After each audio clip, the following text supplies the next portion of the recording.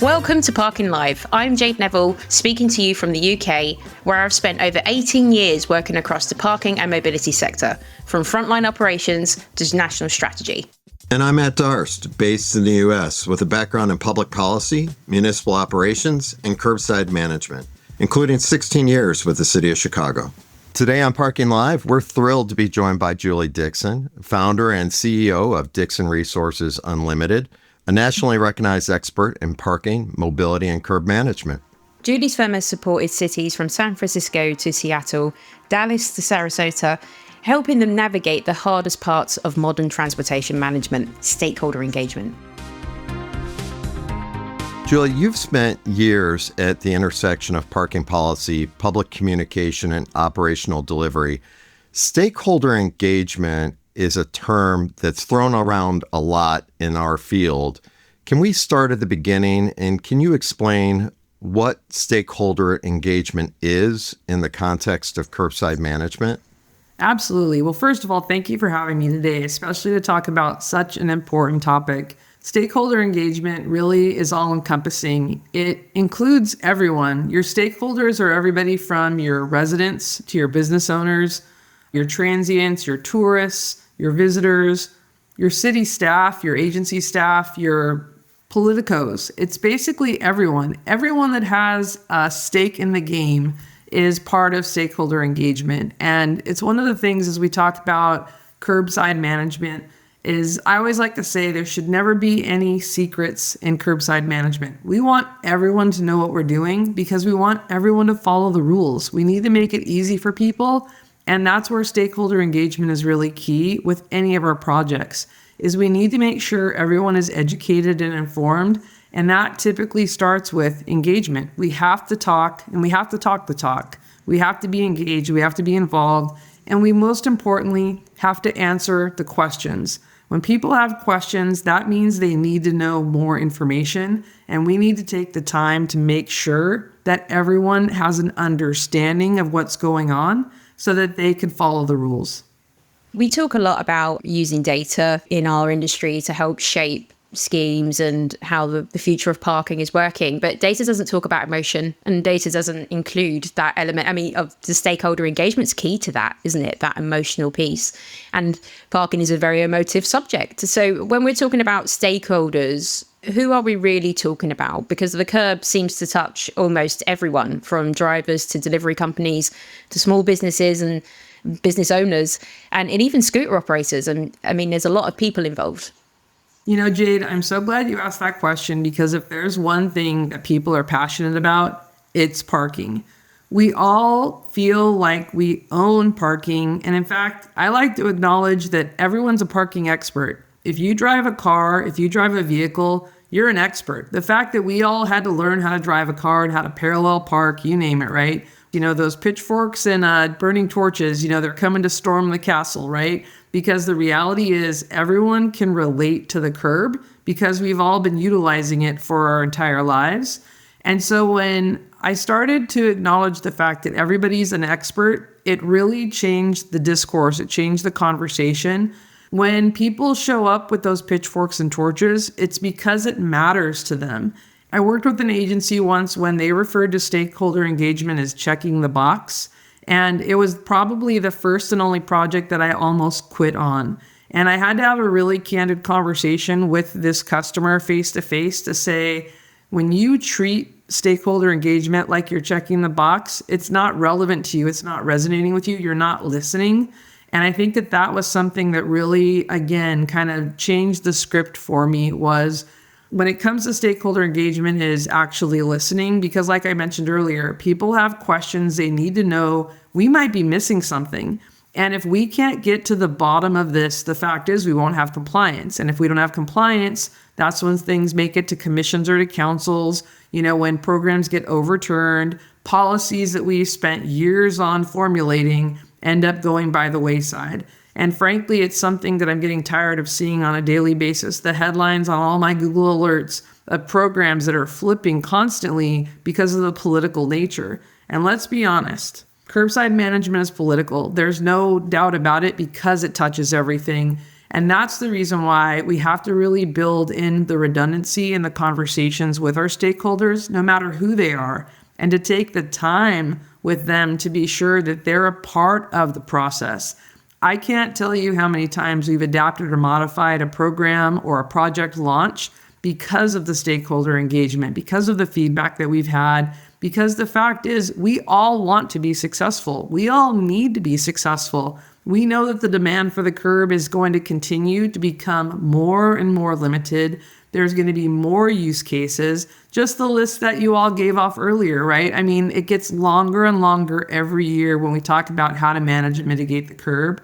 So the reality is the demand's only going to increase. So for us to take that time and also to do things incrementally, the rip the Band-Aid off methodology can work occasionally, but the fact is we've got to bring the stakeholders along with us for the ride because this is a roller coaster. We've all done it. We've all been there. We've all done that. And we need to be sure that we're all buckled in. We've all heard all of the rules, that we all understand what's going to happen in the future or what we're anticipating is going to happen in the future so that we also can adapt and modify as needed. That's one other thing I'll mention is when I talk about parking and curbside management, the very first thing I do when I meet a new group of stakeholders is tell them it will never be perfect. We're involved. Human beings are involved, right? The fact is that we need to do things incrementally so that we can right-size fit our policies for the communities in which we serve. There's no cookie cutter solutions. We can all appreciate that. And anybody that tells you that there's a cookie cutter solution out there, please introduce me to them because I still haven't figured out what that one is by any means. But the one thing I have figured out is that the more that you engage the community, the more success that you can have in your projects. And honestly, the more forgiveness that you will be gained. And I think that that's another reason why I like to acknowledge the fact that the process will never be perfect and that we're all trying to figure this out together and to ask the experts in the room how they would solve for it as well. Yeah, there's a real sense there that engagement really fills the gaps where data simply can't. And you touched on the element of building trust there as well, which again is that humanistic approach where stakeholder engagement is absolutely key. And Jade, data is important. I mean, it is, in fact, it is the tool in the toolbox that I find to be the most influential, but you have to make sure that your stakeholders understand why the data is important.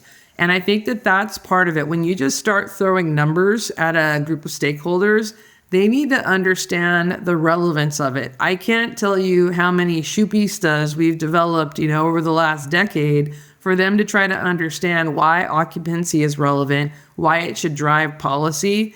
And oftentimes when we come into a community, before we even start talking about what the problems are or what the challenges are, we start to talk about the theories behind parking management and why the theories are relevant. And we all know that data is such an imperative part of those theories. And so oftentimes it starts with that learning because, again, we're in a room full of experts. We need to be sure that we're all talking a similar language. Now, mind you, we're never going to be talking the exact same language, but I like to even say this for our industry as a whole. We need to be all heading in a similar direction. You'll never hear me say the same direction, but a similar direction, right? So when we can be utilizing the same nomenclature, the same vernacular, that's ultimately the goal when we really are done with a project. Although, again, when are we ever really done with a project? Because the reality is, the curb is a living process. And we really are just trying to throw that dart and get it as close to the bullseye as possible, ultimately without having to rethrow it again, multiple times over. Because again, lessons learned, there are things that don't work, things that are challenging. But that's, again, where when you have your stakeholders involved and engaged in this process, they're very forgiving because of the fact that they know that you're trying to make this fit for their community. And to measure the success of that program really comes from that stakeholder engagement and their willingness to forgive and their willingness to adapt and modify as well. I think what I'm hearing is there are lots of failure points in a parking program, and engagement really allows you to address those failure points and ultimately makes or breaks a curb management program. I couldn't agree more with that statement. And the reality of this is we cannot predict the future. We can try. We definitely can. And utilizing data to do our forecasting. And, when we get it right, you're like, yes, the formula, the algorithm, everything worked. But again, human beings are involved. World Series are won and parades happen suddenly out of nowhere. And the reality of this is it completely throws a monkey wrench into the works, right? This is something that when we talk about the unexpected, that's the reality of our jobs. When we talk about how the curb is managed, or people that go out and put up their own signs or paint their own curbs, or suddenly Uber exists. Who, as a child, was told, don't get into strangers' cars, right? And now we're summoning them with these strange devices that I never had when I was a child and getting in these strangers' cars.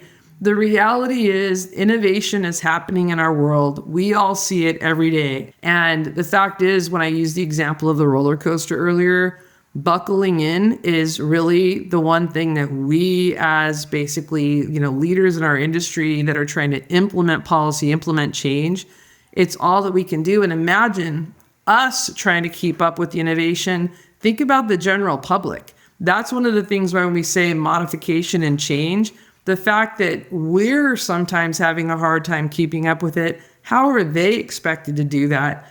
I like to talk about municipal programs all the time and the fact that parking in the curb needs to be predictable. I always say parking needs to be easy, convenient, and accessible. Those are the basics. And accessible also means equitable. And oftentimes I'll receive criticism from people or technology operators that say like, oh man, this public agency could be charging so much more for parking. And I'm like, they can't. They have to make sure that the curb is accessible for everyone. Now, mind you, some of them are really slow to catch up, and that's a whole issue with policy and how you keep up with modifications and adaptations. But the reality is we also have to still make sure that the curb is accessible. And I think that that's where the imbalance comes in, and that's where it's challenging for a lot of folks, even in our industry, to understand is that while, you may be working in a very affluent community and that curb could be priced at X, I always like to use the example of the sandwich shop worker. We have to be sure that the minimum wage, frontline employee can also afford to still come downtown and do their shopping or go to the movies and factors like that. And so it's really that balance. And that's why stakeholder engagement becomes such a relevant part of this, because you have to hear all of the voices. And you also have to make sure that you're listening for the voices that aren't heard, because there is an absolute populace that you never hear from. I never worked in food service, and I didn't know about this, I guess they call it Sunday dinner, when all of the restaurant workers get together for supper before the restaurant opens. I can't tell you how many of those I've been to, because of the fact that this is the only time and place that I can get all of the frontline service workers, the busboys, the waiters and waitresses, the bartenders, all in one spot. Because again, these are the people that we really need to speak to really understand the implications and impacts of parking management, where they're parking, how they're getting to work, how are they getting to their cars at 2, 3 o'clock in the morning when the bars or restaurants close. These are the voices that we really have to hear from in order to ensure that the policies aren't being abused. It's oftentimes those employees that are juggling the time limits or juggling the parking meters because of the fact that they don't know about the monthly parking permit programs. They don't know about the options of where they could park. They don't know about the carpool passes or all of the innovations that we brought forward.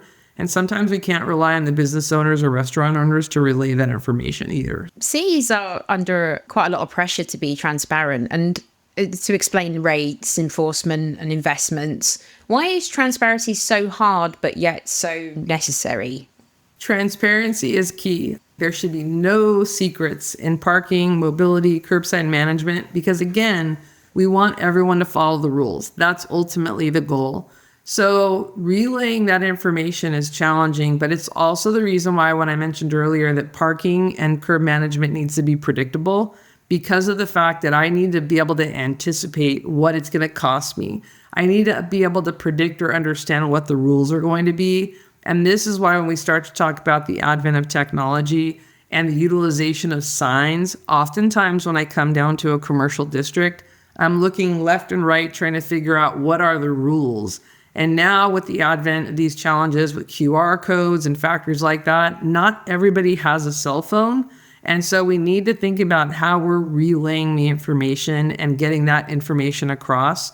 Because again, we need to make it easy for people to follow those rules. And the fact is, there should be no program out there that has those gotcha moments. If you have a gotcha program where you're trying to catch people or get them in the wrong, then you're doing it wrong. You need to make it easy for people to pay. You need to make it easy for people to follow the rules. And that's always the goal for transparency. I will shout from every rooftop whatever policy that we're working on, because I also want to hear what the grumbles are. I want to hear what the complaints are. I want to understand what the concerns are, because if we can modify or adapt or adjust our approach, the fact is we can start to address the core root of why we're making a policy change. We might be able to make a modification, or maybe we need a long-term evening parking permit program for those service workers. And maybe we need a low-income option for those service workers to be able to purchase a parking permit. I mean, these are all of the factors that when we really tie into the core roots, we're dealing with significant housing challenges here in the United States. And the fact is, with the parking minimum waivers that are happening across the country, we're just honestly starting to see more people living in homes than they ever have before, which often means more cars. And so when we start to talk about the balance of where to put all of these cars, we've found through some of the transparency in these processes is identifying that property owners maybe are charging exorbitant rates for those parking spaces in off-street locations, which is then impacting our curbside. These are the types of things that as we start to unpack and start to get to the core root of what is the cause or the challenge, it can help us solve for what the issue truly is. And there's been more than one project that I've come into where we thought we were there to solve problem A, and in the end, once the conversation started, suddenly we're solving for problem X. And so I think that that's really why through stakeholder engagement and communication, you really can get to the core root of it. And don't get me wrong, this doesn't throw all the work that you've done out the window, because trust me, it's going to come up. You're going to need that information. You're going to need those resources. You just have to be prepared to modify and tweak, because we really want to make sure that your programs are successful. And that's the reason why we're all doing this, right? But the fact is that transparency, that information can truly influence and ultimately make your program even more successful.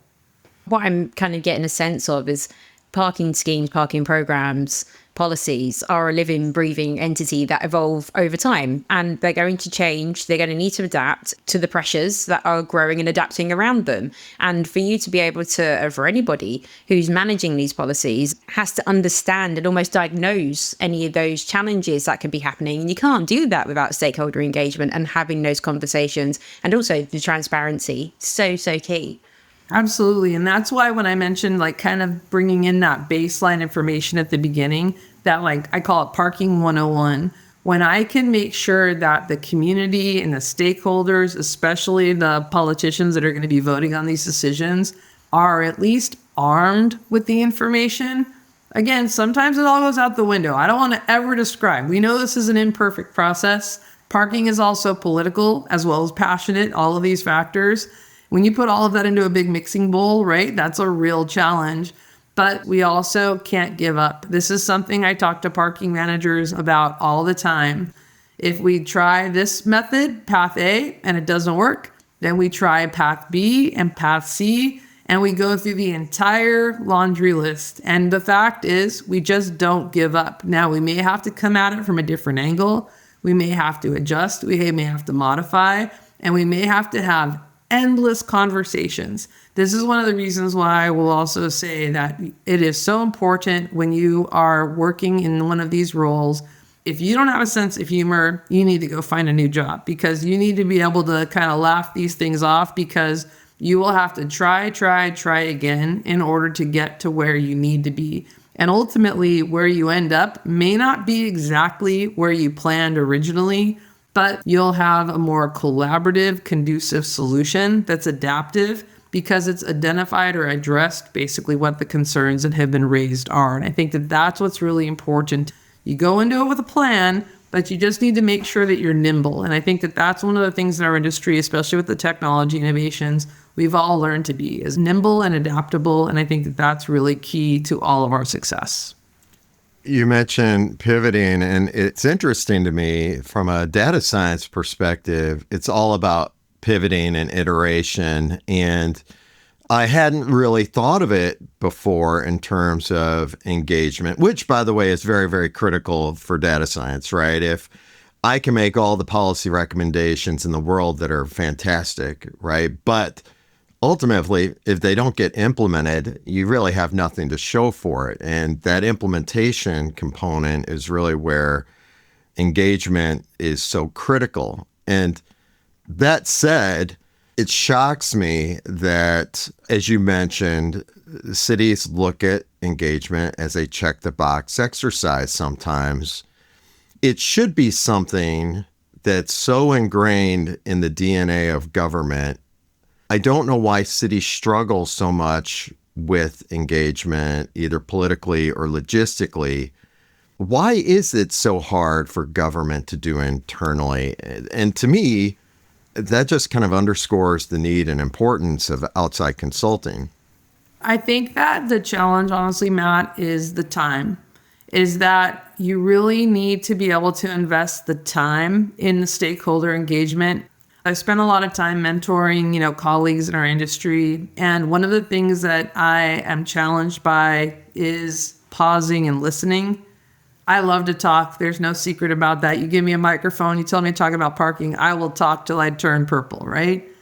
But the thing that I probably have the hardest time in my career is listening. And I think that that's one of the challenges that we have is that time to invest in listening to your stakeholders and really understanding what the challenges are. We don't know everything. And I think that that's part of the challenge is that we sit in our parking offices or in our city hall or our administrative buildings doing our job, going out in the field, doing our ride-alongs, doing all the things we're supposed to do.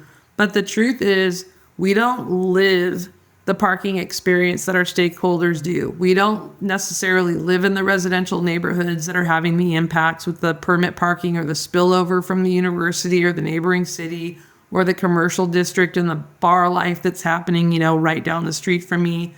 I don't know about the neighbors that are using their trash cans to block the spaces or blocking my driveway for that matter, or the fact that me as an employee that is trying to juggle my 3 jobs and trying to find a parking space in order to get to my shift in time. I don't live that experience. When I come to work, I have a parking space, right? And so these are some of the amenities that I am lucky to, but I don't necessarily know or understand that stakeholder experience. And I think that that's the reason why the ability to listen and to understand and to acknowledge what those issues are, I think is really imperative for us to be able to find solutioning that's going to work. The reality is we don't want to spin our wheels and waste our time doing something that isn't going to be effective. And the data may say certain things, but until we understand what is the causation behind that data, you may have some blips on that data radar that we need to understand. Why is this happening? Your stakeholders are going to be the ones that are going to be able to show you that. I love when I put data up on the board and they can tell me what's actually happening during those findings. And I think that that's really when we start to talk about being able to solve for the solution that's needed. Again, it really comes back to being able to figure out what this community needs, and the why behind it really is relevant. We won't have that information without our stakeholders. And I think that that's really the key for us to be successful. Being able to understand the data is one thing, but to understand the causation behind the results is something that I think stakeholders are the first ones in line to be able to help you understand that. Firstly, just in response to the give a microphone and we could talk about parking until we're blue in the face, I think we're kindred spirits. I mean, all of us in this call are quite clearly in the same mind space there. And we've got the dream job of hosting this podcast, being able to do this on a regular basis. So if we ever need a guest host, Matt, I think we found one. I think we found one in Julie right here. Absolutely. Not a doubt. I'm here. Julie, what role does outside partners like Dixon Resources specifically play in building the bridges when it comes to stakeholder engagement? Yeah, oftentimes as a parking consultant, we come in and we actually get to moderate the stakeholder discussions. We'll come into communities frequently where there's a contentious issue and you basically got the agency versus the general public. And oftentimes we'll come in to moderate those discussions and be able to really engage. We spend a lot of time, we call them knock and talks, where you go door to door and actually go in and talk to the businesses. I was mentioning the Sunday dinners where, going into the restaurants to be able to actually talk to the frontline service workers. That's oftentimes what you really do when you really got to peel back the curtain and get to the core root, is really spending time within the community and having those conversations. We do a lot of online surveys, a lot of intercept surveys, things like that, to really get that general public feedback. And honestly, post-pandemic, we're having numbers on our surveys that are just blowing it through the roof. I always thought that during the pandemic, people were just sitting home bored and parking was the topic. So boy, they blew up those surveys. But here's the other part that I think is really advantageous. We don't necessarily have a stake in the game. So when we come in as an independent, we get to really listen and understand the different perspectives and different sides. And sometimes as parking managers, we own it, right? We're really passionate about it. And just like any issue, sometimes it's hard to see the other side because of the fact that we own it. When you bring in that outsider that doesn't have a vested interest in the outcome, as a consultant, I'm very candid because trust me, I hear from so many stakeholders, you don't live here, you don't work here, you don't know. And I go, exactly. I said, you need to tell me because I don't live here, I don't work here. I need you to help me understand the whys and the hows. It's that candor with them that is really when you start to really, again, get to the core root of what the challenge is. I can't emphasize enough the factor of listening. It's my own personal challenge, right? I am one of those know-it-alls. I want to tell you the answer. I don't even want to hear the rest of what you have to say. I just want to get to the answer and tell you how we're going to fix it. And that was something that I had to overcome a long time ago. I don't have all the answers. And the reality is I need to really listen because they're giving you the information. It's whether or not you accept it or not and what you do with it. I think that's really the challenge for all of us. But I always say they're giving you the answers, whether you pick them up or not and whether you leverage them, that's up to you. I think there's a lesson for all of us there, and that is individuals like to think that their experience is different and individualistic as opposed to fitting into some paradigm structurally that can be solved, systemically. That's a really thoughtful insight. I'm hoping you can give our listeners a sense of the importance of engagement by maybe sharing a project where stakeholder engagement fundamentally changed an outcome. Oh, I've got one right at the tip of my tongue because we showed up after a competitive RFP process. And we went in with a defined scope of work. And one of the first things was to have a community stakeholder meeting so that, we could get to the core crux of what we were there to work on. We showed up for this meeting. And when I tell you pitchforks and torches, the room was full and it was unexpected. And the city manager was in the room too, which it was not normal for a room like this. We do an exercise. For every meeting I go to, I bring a parking magic wand. I know you can't see it, but it's here in my hand. And we pass the wand around and we ask people if you could change, fix, or improve anything about parking management, whatever the project is, what would you use it for? And I have found that this has been a really effective tool. I encourage you all to use it because it's magic. People feel comfortable saying whatever it is that they're going to say. And then they go to town, right? And the fact is, I've gone to meetings throughout projects where people said, hey, can I have the magic wand back? Because it's like this safety net that they have. But in this meeting, as we're going through it, the meeting is definitely taking a turn. And it is not anything about a parking rate study. It is about everything but a parking rate study.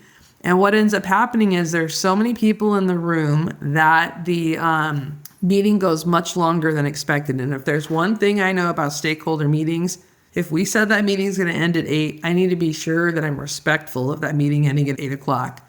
So as we're coming up on the 8 o'clock hour, I share with the group, I'm like, listen, we're only 2/3 of the way through the room. I just want to pause here for a moment. Anybody that needs to leave, please, I just want to be respectful of everybody's time. We're going to meet again, but anybody that wants to stick around, we're here until the meeting ends, right? And then what should happen, but the city manager at 8 o'clock stands up and starts to walk out of the room.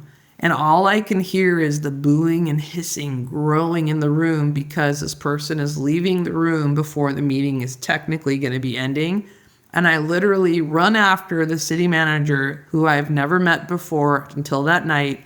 And I go and I catch this person outside and I said, hey, I really think you should stick around. And they go, seriously? And I go, yeah, if you're not picking up the vibes in there, I really think that you should stick around till this meeting's over. So when the meeting was all said and done, I first of all thanked this person for sticking around. And this person that didn't know me from Adam, again, the city manager didn't hire us, the parking department did. I basically took this person aside and said, listen, I know we're here to do a rate study, but after what we just heard, we need to change our scope and we need to shift our approach here. I know you don't know me, but I'm just saying, based on this undercurrent, if we don't do this, they're bringing the pitchforks to City Hall and they're bringing the torches to City Hall. So we need to pivot and adjust and modify this program immediately. And I'm very grateful to this day that this city manager agreed and basically gave us the trust. And our whole stakeholder plan changed. And in fact, it was so significant that the business group asked to meet with us without city staff present. They had lost trust with the city. And I'm very grateful for the fact that city staff trusted us to know that we would represent them and that we would obviously report back, all things and all issues. But it took about 6 months for us to, I'll just say, regain the trust of the business district to really get involved and engaged in the program. And it's now a program that has won awards since then and has gone on and really done a full 180. But if we hadn't pivoted at that meeting, honestly, I really wonder what would have happened at that particular time. But it really came from stopping and listening and understanding that we weren't there for that project. We needed to do something different.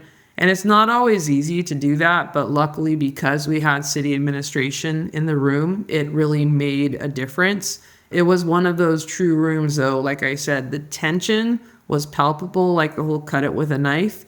It was real. We had businesses that were closing as a result of some policy changes that had happened. And the downtown was really starting to take a downward turn. And now it's really thriving at this point. So it really came from the matter of being able to, first of all, have the courage to say, I know we're here to do Project A, but we really need to be doing Project B.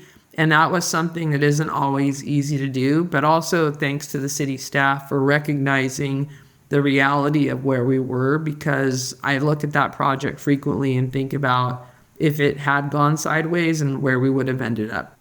Julie, I'm going to steal your magic wand metaphor. I think that's especially helpful. To see how it can diffuse a volatile situation. That's really cool.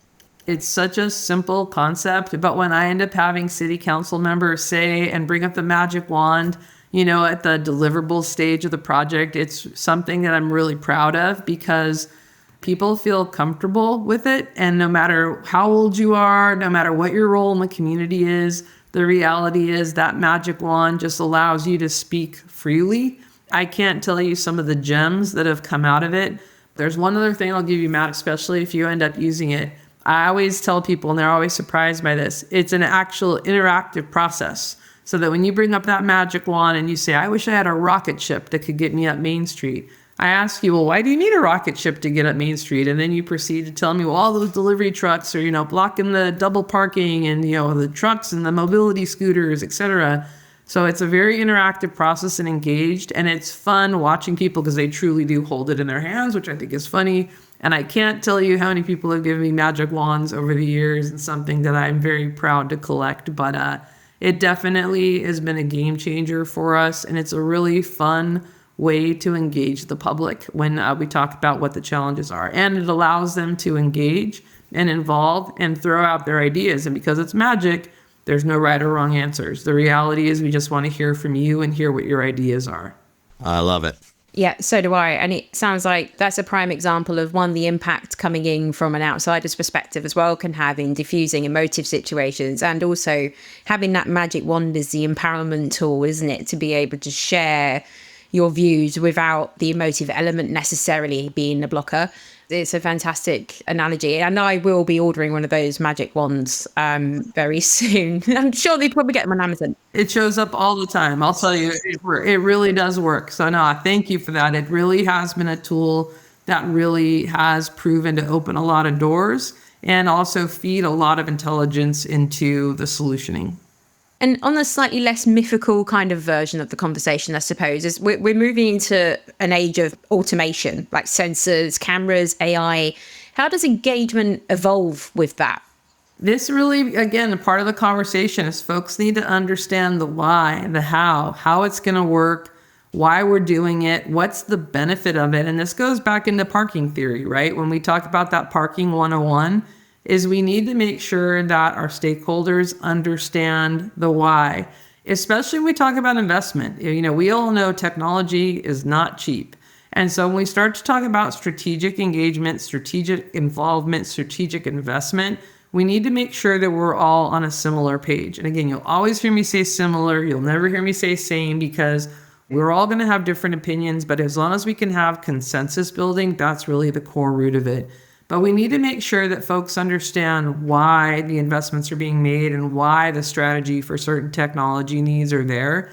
And especially in this era of pilot demonstrations, we've all been doing this a really long time, and the opportunity for us to dip our toes in the water and experiment with different technology to see what the effectiveness of that is and to be able to measure it, that's where the data really is invaluable, right? And then when we can talk about the public sentiment to see if it's had an impact, when I can show you the data impact, and then if I can get the stakeholder impact and they both marry together, I mean, we're talking win-win solution there, right? In the end. But if I'm not marrying the two together, then I need to figure out where's the gap? What am I missing? What do I need to do differently so that we can start to tackle this in a different way? And I think that that's where the incremental approach to this is so impactful, is the fact that we can start to do these experiments, start to measure and understand what the influence can be, so that ultimately we can start to expand or extend a program as well.